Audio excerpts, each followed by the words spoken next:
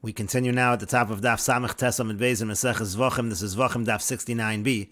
On the previous Amud, the Mishnah said, what if Malika was done to a bird and it turned out that that bird was a treifa? Is that Malika going to be effective in order to say that there's no tumah of nivlas oftar, which is the tumah's beis habliya?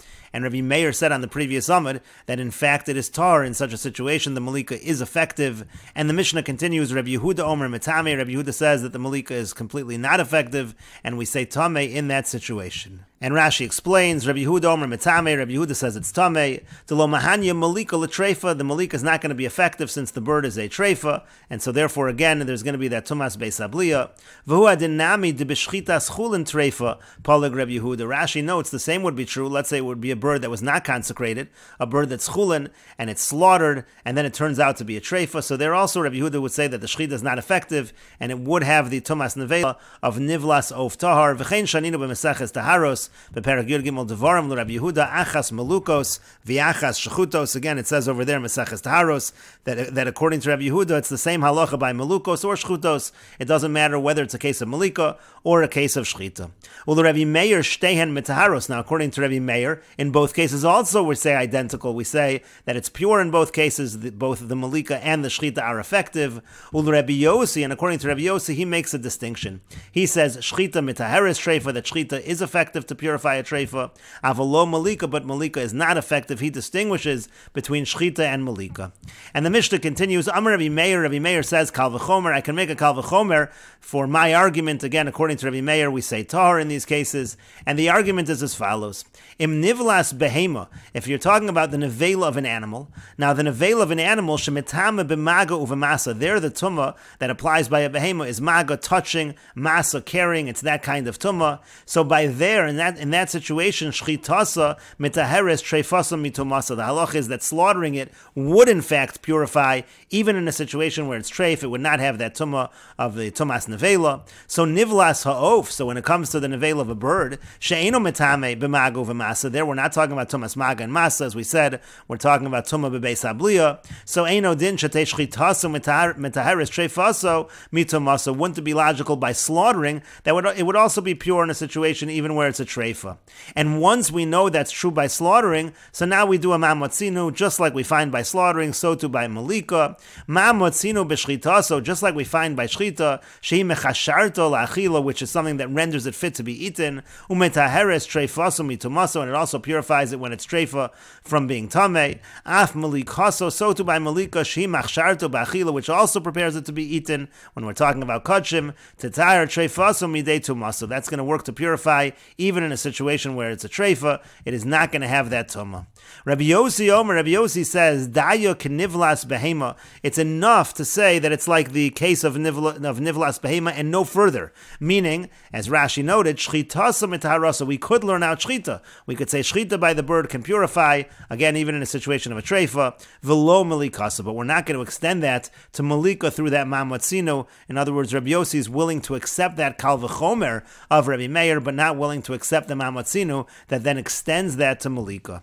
Rashi explains, Uma behema benivlosa metame b'maga uv'masa shchitas metaharis treifasa mitumasa k'di alfinan beGemara. That's going to be learned down in the Gemara that by a behema we say again that it is purified even by a treifa. Miv'chi yomos min behema. It's going to be learned from the pasuk.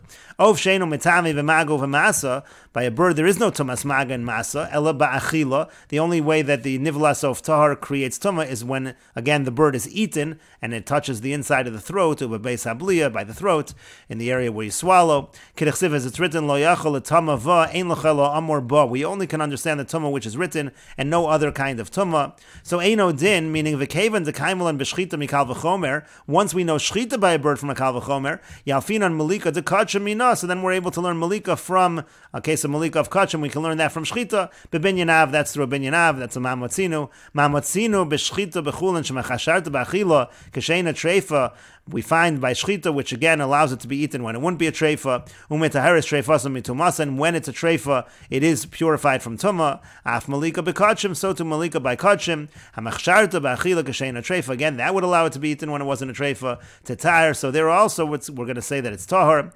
Daya kanivlas behema, but Rabbi Yossi says no, it's enough to just make the kal v'chomer that it's like behema. Tehoel v'lo yalif of elami behema letar treifa mitumasa. Once you're learning it from a kal v'chomer from behema to say that it's pure here by the bird, so we apply the rule of dayo lavo minadin lios kanidam. When you make a kal v'chomer, Rabbi Yossi is saying you can't go further than the source than what you're learning from. So since by behema we're talking about slaughtering, so by a bird also you can only learn out slaughtering. You cannot learn it out to malika. And the Gemara says, Rabbi Meir lo dorish dayo. Does Rabbi Meir not agree to the concept of dayo? Again, that you can't take a kal v'chomer further than the source. V'hadayo do raisu, but the concept of dayo is do raisa. So again, how is Rabbi Meir able to make the kal v'chomer? And he learns out by shchita by the bird, and then learns the mamatzino and extends it further, and learns to malika as well. Isn't that a violation of dayo? And dayo is a do raisa. The Tanya, as we learned in a brisa, midin kal v'chomer ketzad. Where do we find the Torah has an idea that you can darshan the Torah through kal v'chomer? Because the pasuk says, "Vayomer Hashem al Moshe." Hashem said to Moshe. This was with regards to Miriam. V'yavia yorok befoneh. It says that if her father spit in her face, so it says, wouldn't she be ashamed for 7 days? Kal v'chomer l'shchina arba asar yom. If you're going to make a kal v'chomer to the shchina, in this case, she had to be sent out of the machana. She had to be sent out of the camp. You should say it should be 14 days. If it's 7 days for her father, it should be 14 days for the shchina. Eladayo lavo minadin lios kanidon. But we say dayo. We say that you can't learn more than the source. If we're learning from via yorak befonah that it's 7 days, over here also it's 7 days, we don't learn further than that. Rashi explains, Eladayo lavo minadin lios kanidon hakasif limedcha. The pasuk is teaching us this. She'eincha rashay lahatil alaba minadin yoser min hanidon. You can't learn further than the source. T'chsiv, as it's written in the pasuk, tisager, she has to be closed away, so to speak. She has to be out of the machana, out of the camp, shivas yamim, for 7 days. And the Gemara continues, again, this is the question on Rabbi Meir. How is it that Rabbi Meir doesn't agree with dayo? It should seem that everyone agrees. And the Gemara says, Amar Rabbi Yossi Rabbi Avin. Rabbi Yossi Rabbi Avin says, Rabbi Meir kro eshkach v'kodoresh. Rabbi Meir actually found the pasuk, and he darshaned as follows: Zos Toras habehema v'yof. The pasuk says, this is the law of the animal and the bird. V'chi be'ezo Torah shavsa behema lof. In what way is the law of the animal like the law of the bird? V'yof lebehema, and the law of the bird like the law of the animal. Behema metame b'mago v'masa. Behema, the tumah that we're talking about, is touching and carrying. Ofeinu metame b'mago v'masa. By the bird, you don't have that kind of tumah. And of metame begodim abeis habliya, as we said, by the bird, the kind of tumah is that the clothing become tameh through this tumas beis habliya, when the inside of the throat, when it's swallowed. Behema ina metame begodim abeis habliya. By the behema, you don't have this tumas beis habliya. You don't have the tumas begodim abeis habliya, and so therefore they're not the same. So in what way are they the same? Elalomar loch, rather it's to say to you as follows: Ma behema davar shemachshira la'achila mitar treifasa mitomasa. Just like by behema, if what is happening is something that allows it to be eaten, meaning it's being slaughtered, in general this would allow it to be eaten. So that kind of slaughtering, even if it's a treifa, it's going to be purified from its kind of tumah. Af ov, so too by a bird, davar shemachshir ba'achila, whatever renders it fit to be eaten, malika as well. Mitar treifasa mitomasa. We're going to say over there that again it's going to purify the treifa from being tameh, essentially learning from this pasuk. And the Gemara continues, Rabbi Yehuda my time, and what's Rabbi Yehuda's reason? Why does he say that if the bird is a treifa, then we say that it is tameh, the shchita or the malika is not going to be effective to purify the bird? And the Gemara says, Kra eshkach v'kadaresh. Rabbi Yehuda, he has a pasuk, he found a pasuk, and he darshans as follows. The pasuk says nevela treifa. It says in the pasuk nevela treifa. This pasuk was quoted on the previous summit. Again, the pasuk is v'chol nefesh asher tochal nevela utreifa bo'ezrach uvager v'chibes begada v'rachatz b'mayim v'tamei ado erev v'toyer. It's talking about the tumas begadim, talking about tumas beis habliya, and it says in the pasuk both nevela and treifa. And Amar Rabbi Yehuda says treifa lama nemra. Why does it have to say treifa over here? That's an extra word. Again, this was mentioned on the previous summit. Im treifa chaya, if we hold that a treifa is able to live, if it has a mortal wound, if it's a treifa, it's still able to survive. Hare nevela amura. So nevela is already stated. We understand that once, right now it's alive while it's a treifa, and then it's going to become an avela. When it dies, it's an avela, and it's going to have that tumah. And im treifa eino chai, if you're going to say that a treifa is not considered to be alive, so then harehi bechlal nevela, so that's already considered the same as nevela. Already when it's a treifa, it should be considered like a nevela. So what are we adding with the word treifa? So elo lohavi treifa sheshachta shemetama. Rather, the pasuk is coming to include even if the bird is a treifa and then it's slaughtered, it is going to be tamei. This is the source for Reb Yehuda's halacha. And Rashi explains, Treifa lama nemra, why does it say Treifa in the pasuk? Elo lelamdeinu ba, the point of Rabbi Yehuda's drush is to say that Treifa must be teaching us, Shemishas Treifa chalal aleh tumah, that already from the moment that it's a Treifa, it already has this tumah, imachal mimena miyad, let's say he eats from it immediately, o shashachta v'yachal mimena, or our case, let's say he slaughters it and eats from it, that it's going to have that tumas beis abliya. The ibit Treifa shemesa, the point of Rabbi Yehuda is, if we're talking about a Treifa that just then goes ahead and dies, it's talking about where it became a treifa and then it died. So lama nemra, that doesn't even need to be stated, because im treifa chaya, if a treifa is able to survive, plugsi beilu treifas. This is the machlokas in elu treifas. Ikol man damar treifa chaya. One man damar says that treifa is able to survive. Vikol man damar eina chaya. The other one says it's not. So im treifa chaya, the point over here is if it's able to survive, viad shemesa haisa becheskas chaya, and therefore until it actually dies, it's considered alive. So harei nevela amur b'pasuk. It already says nevela in the pasuk. Kevan shemesa misna belus b'misasa. Once it dies, it becomes a nevela. V'im treifa eina chashuva chaya. If a treifa is not considered alive, harehi misha shenitrafa bechlal nevela. From the moment it's a treifa, it already is considered a nevela. The word treifa would not be adding anything. Elo lohavi treifa sheshachta. Rather, it must be that the pasuk is coming to include exactly our case, a treifa that was slaughtered. Lashmin and treifa chaya. It's teaching us that a treifa is considered alive. V'eino bechlal nevela. It's not considered the same as nevela. Well, lefika chutzrach lomar, and therefore it needs to teach us as follows: shetreifasa mevi oleh tumah zu miyad. That the fact that it's a treifa gives this tumah immediately. Let's say im talash v'achal mimena basar. Let's say he took some meat from the bird, straight from the bird. Afilu eino aver shal basar gidin v'atzamos. Even if it's not a limb that he takes.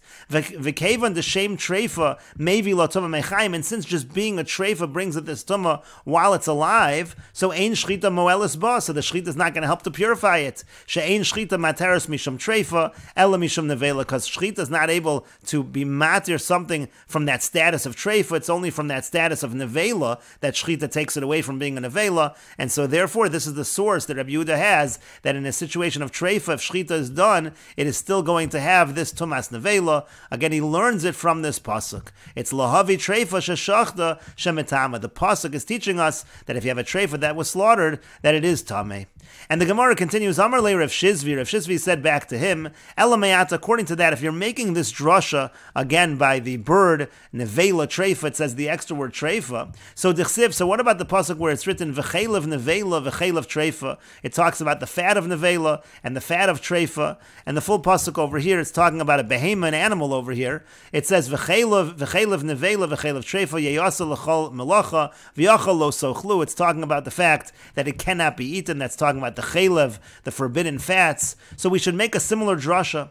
Hasam nami name over there also. If you're making this drasha of nevela treifa by the bird, you should say as follows: Im treifa chaya. If the treifa is considered alive, harei nevela amura. So it already says nevela. And im treifa eina chaya. If treifa is not alive, harei bechlal nevela. So it's the same as nevela. So what's the pasuk saying treifa over here for?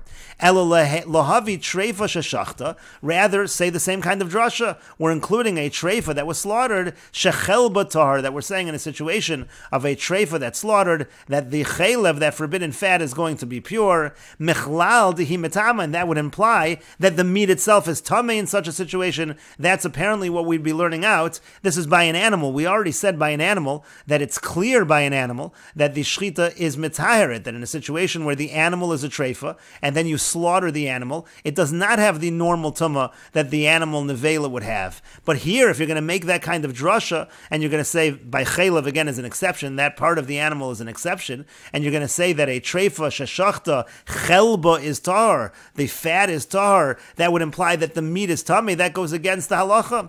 V'yamar Rav Yehuda amar Rav, but Rav Yehuda said that Rav said v'yamri lo b'masnisa tana, and some say it was tana in a brisa. V'chi yamus minha behema. It says that if from the animal will die, and we understand mixas behema metama, mixas behema eina metama. Some from the animal is tamei, and sometimes times the animal is not tamei. Ve'ezu zu treifa sheshachta. And what are we talking about? We're talking about an animal that's a treifa that is slaughtered. And so clearly, when it comes to an animal that's a treifa that is slaughtered, in that situation, we say that in fact there is no tumah. We say that the slaughtering does purify the animal. And so how do we darshan this word treifa when it comes to the case of v'cheil of nevela, v'cheil of treifa? It's a different drasha. Ela treifa mi boile. The word treifa over here is needed for the following. Lemuute tmeya comes to exclude a non-kosher animal. This din of nevela being tummy does not apply to a non-kosher animal, because we understand it to mean misha yesh b'mina treifa. It only applies to a species where there's a concept of treifa. The concept of treifa really only applies by a kosher animal, because then when it's treifa, it's no longer kosher. Yotzta zu she'ein b'mina treifa, that comes to exclude a non-kosher animal, where we don't talk about treifa by a non-kosher animal because it's not kosher anyhow. And so hachanami, so here also, when we're talking about the pasuk of nevela treifa by the bird, lemuute of tameh, we should be excluding a non-kosher bird. The halach of tumah applies by nivlas of tahar. It doesn't apply by nivlas of tameh. She'ein b'mino treifa of tameh, because again, you don't have the concept of treifa by an of tameh. And so therefore, that's really what the pasuk should be used for. Just like we, by the animal, the pasuk by animals, we say that's what it's used for non-kosher animals. So too, this pasuk of nevela treifa by birds should be used to exclude a non-kosher bird. And the Gemara says to that, Rabbi Yehuda minavela nafkale. Rabbi Yehuda actually has a different source for non-kosher birds that they don't have this kind of tumas beis abliya. He learns it from nevela. The Tanya, as we learned in the following brisa, Rabbi Yehuda says, Yachol te nivlas of tameh mitame begadim beis abliya. One might think that the nevela of a non-kosher bird has this tumas beis abliya. Talmud lomer nevelu treifa lo yochal. It says in the pasuk nevelu treifa, and what that means is mi she'isuro misham bal tochal nevela. It applies only to a bird where the prohibition is, because you can't eat a nevela. You can't eat it as nevela, but otherwise it would be kosher. That excludes a non-kosher bird. There the prohibition is not because you can't eat a nevela. Rather, it's because you can't eat a non-kosher bird. And Rashi explains, chaylev nevela v'chaylev treifa yeyasa l'chol malacha, talking about the fat of nevela, the fat of treifa. B'hakasav lashmiyenu al chaylev nevela. This pasuk is coming to teach us that the fat, that's the non-kosher fat of a nevela animal, she'ena metame, that it's not tamei. V'achei amrina b'psachim b'perakal shah. That's what we say in psachim. Treifa lamanemra. Again, why does it say treifa over here? In betreifa shemeisa medaber. If we're talking about a treifa that then dies, so im treifa chashuv v'chaya. Again, the same argument. If a treifa is considered alive, harei nevela amura. It already says nevela. V'zuba misasa nisnavla. When it dies, it's going to become a nevela. V'im treifa eino chaya. And if the treifa is not alive, harei bechlal nevela meturefes. That's the same as nevela. Elalahavi treifa sheshachta. Rather, again, we should say the same drasha that we're talking about a treifa that's slaughtered shechel b'tahar. If a treifa is slaughtered, the chaylev would be tahar. Aval habasar tamei, and then you'd understand that the meat is tamei. Bitmia, is that even possible? We know that we said above already, and again, as the Gemara brings, the basar certainly is purified, is tahar, and so therefore that's really not what the pasuk is for. Elahai treifa. Rather, what's this word treifa for? Maskana dekushi. This is all the conclusion of the question. Kilomar el al karchachai treifa lo sidr shelahachi. You have to say that treifa is not darshaned in that manner. Because really the word treifa over here is to exclude a non-kosher animal or a non-kosher bird in the case of the bird. De'ein chel batar. By the animal, we're saying that by a non-kosher animal, the chaylev is not pure. V'hachanami treifa, and we're going to say the same thing by a treifa over here. Techsiv gabe tumas beis abliya, by tumas beis abliya, lemu'utei of tamei darishli. That's to exclude the non-kosher bird. V'lo treifa sheshachta. We're not talking about when the person slaughtered a treifa, and we will continue with this discussion in the next video on Daf Ayin Amid Aleph.